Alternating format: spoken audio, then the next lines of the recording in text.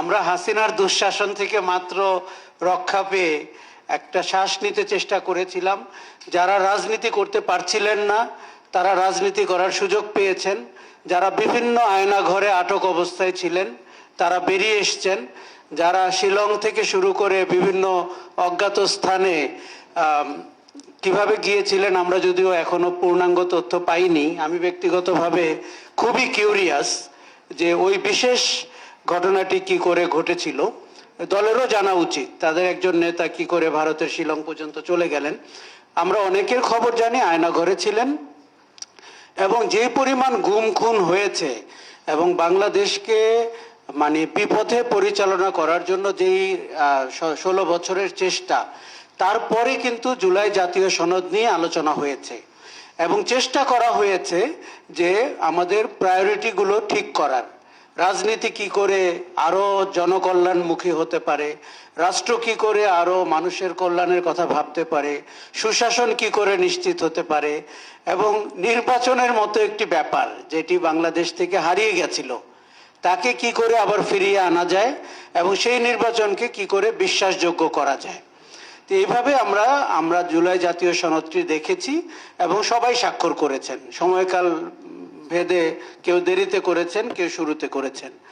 সমস্যাটি হচ্ছে তখন জাতীয় প্রায়োরিটি হিসাবেই দলগুলো বা দলের নেতারা কথা বলেছেন এবং তারা স্বাক্ষর করেছেন তাদের দলীয় মানে প্রধান নেতৃবৃন্দের সম্মতি সহ। এখন সমস্যাটি হচ্ছে একটি নির্বাচন হয়ে গেছে, নির্বাচনে ফলাফল হয়েছে, কেউ সরকারি দল হয়েছে, কেউ বিরোধী দল হয়েছে। এখন তাদের দলীয় বিবেচনা সামনে চলে এসেছে, মানে বাংলাদেশ রাষ্ট্রের বিবেচনার বাইরে দলের বিবেচনা প্রধান হয়ে উঠেছে। আরো একটি কথা, সরকারে থাকার বিবেচনা প্রধান হয়ে উঠেছে এবং কি করে সরকারে থেকে দেশ শাসন করতে হবে এবং অনেকটা জনকল্যাণের বিপরীতে হেঁটে সেই বিবেচনাও সামনে চলে এসেছে।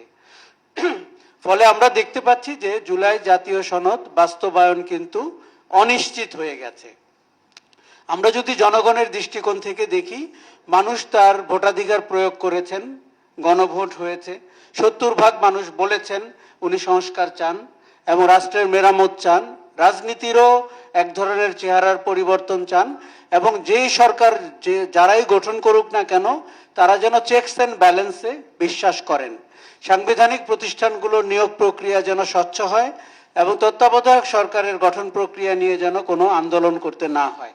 কিন্তু এত সব কথা পরিষ্কারভাবে হওয়ার পরেও আজকে দেখুন আপনারা, গত প্রায় 4 সপ্তাহ ধরে আমাদের সরকার বা 5 সপ্তাহ হয়ে গেছে, আমরা সংসদে কি দেখছি, সরকারে কি দেখছি, রাজনীতিতে কি দেখছি।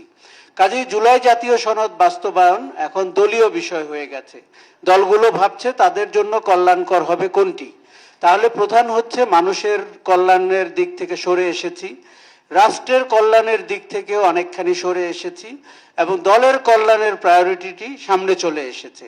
আমরা কিন্তু জুলাই আগস্টে 2024 সালে এই চিত্র কল্পনাও করিনি। আমার ধারণা এই চিত্র কল্পনা করলে শেখ হাসিনা এক কাপড়ে বিদায় নিতে হতো না। এখন জুলাই জাতীয় সনদ বাস্তবায়নের জন্য জনগণ তার রায় দিয়ে দিয়েছে, সেটি হচ্ছে গণভোট। এখন গণভোটের আলোকে আপনার সাংবিধানিক সংস্কার পরিষদের শপথ হয়নি, সেটি আপনারা দেখেছেন। এমনকি বিএনপির কাছে আমি মনে করি বিএনপি সংস্কার চায় না, এই কথাটি আমি বিশ্বাস করি না।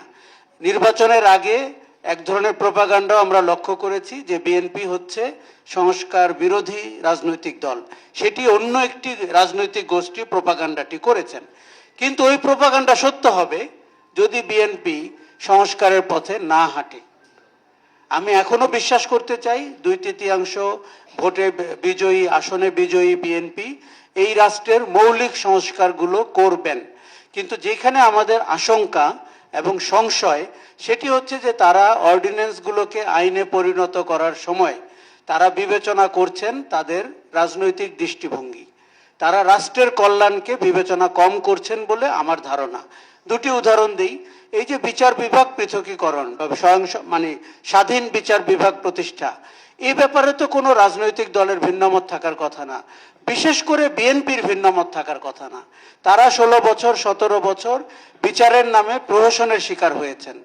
তারা বলেছেন মিথ্যা মামলায় তাদেরকে আদালতের বারান্দায় ঘুরতে হয়েছে। তার মানে কি তারা ওই কথাগুলো মিথ্যা বলেছেন? যদি সেটি মিথ্যা বলে না থাকেন, তাহলে তাদেরকে অবিলম্বে বিচার বিভাগকে স্বাধীন করার সবগুলো পদক্ষেপ আইনে পরিণত করতে হবে, অর্ডিন্যান্সকে। আপনি জানেন যে একটি সচিবালয় গঠন করা হয়েছে এবং তার কর্মকর্তারাও নিয়োগ পেয়েছেন। আমরা কি পেছনের দিকে হাঁটবো নাকি সামনের দিকে হাঁটবো, এই ব্যাপারেও সিদ্ধান্ত নিতে হবে। দেখুন, যাচাই বাছাই বলে একটি শব্দ আমাদের বাজারে ঢুকেছে। সংবিধান তো আগেই ঢুকেছে, আর সংবিধান তো অনেক পুরনো। যার যখন সুবিধা সংবিধানের দোহাই দেওয়া হয়, সংবিধানের রেফারেন্স দেওয়া হয়। এখন যাচাই বাছাই হচ্ছে, দেখা হবে যে এই আইনটি আদৌ এই অর্ডিন্যান্সগুলো আদৌ আইনে হবে কিনা। বিএনপির বন্ধুরা কেউ কেউ বলছেন তারা আরো কঠিন আইন করতে চান, তারা আরো শক্ত, আরো যুগোপযোগী, জনগণের আরো কল্যাণমুখী। আমরা আরো চাচ্ছি না, আরো পেলে ভাল লাগবে, কিন্তু আরোর আগে যতটুকু পেয়েছি ততটুকু আমরা আইনে বাস্তবায়িত হতে যেতে চাই। আরেকটা কথা, আমরা আইনের প্রয়োগ দেখতে চাই। শুধু আইন করলে হবে না, এই দেশে এমনিতেই আইনের সংখ্যা অনেক বেশি, প্রয়োগের সংখ্যা কম। দ্বিতীয় হচ্ছে এই যে গুম প্রতিরোধ বা গুম প্রতিকারে আপনি যদি অর্ডিন্যান্সকে আইনের পরিণত না করেন, আপনি যদি মানবাধিকার কমিশনকে কোন মন্ত্রণালয়ের আওতায় এই চিন্তা থেকে সিদ্ধান্ত গ্রহণ করেন, তাহলে আমাদের কপালে দুর্ভাগ্য আছে। এবং আমরা রাজনীতিবিদরা অরাজনৈতিক হস্তক্ষেপের প্রেক্ষাপট তৈরি করি। এই কথা বললে অনেকেই খুঁজতে শুরু করে কে ডিপ স্টেটের অংশ, কোন সুযোগে কোন দরজা দিয়ে অরাজনৈতিক এবং অসাংবিধানিক শক্তি ক্ষমতার কাছাকাছি আসলো। কিন্তু দুর্ভাগ্য হচ্ছে এটি আমাদের কর্মফল। এই কর্মফলেই বাংলাদেশ খাদে পতিত হয়, গণতন্ত্র পিছিয়ে যায়, রাজনীতি পিছিয়ে যায়, আমাদের কিন্তু অনেক কষ্ট হয়। আমি 2007-08-এর কথা মনে করতে পারি। সেই সময়ে আমি টকশোর উপস্থাপক ছিলাম। রাজনীতিবিদদেরকে আলোচনায় আনতে আমাদের কি গলদঘর্ম হতে হয়েছিল। একজন নেতা এসে বলেছিলেন যে আমি কোন পক্ষে বলবো। তা আমি বললাম, আপনি যদি নেত্রীর পক্ষে হন বলেন। বললো, নেত্রী কোন পক্ষে এটি তো জানতে হবে। কাজে উনি বিপদে পড়তে চাননি। ততদিনে নেত্রী হয়তো সেনাবাহিনীর সাথে আলোচনা শুরু করে দিয়েছেন। আচ্ছা, তার মানে হচ্ছে জুলাই জাতীয় সনদ, আমি বিএনপির কথার পুনরাবৃত্তি করতে চাই। আমার খুব ভালো লেগেছে, তারা নাকি অক্ষরে অক্ষরে বাস্তবায়ন করবেন। আমরা অক্ষরে অক্ষরে বুঝে নিতে চাই বাস্তবায়ন, এবং এর বেশি আমরা চাই না, এর কমও আমরা চাই না। আমরা এক জায়গায় স্থির হতে চাই, বাংলাদেশ ওখান থেকে সামনে এগোবে এবং আমরা সেই প্রত্যাশায় প্রতিটা দিন অতিবাহিত করতে চাই।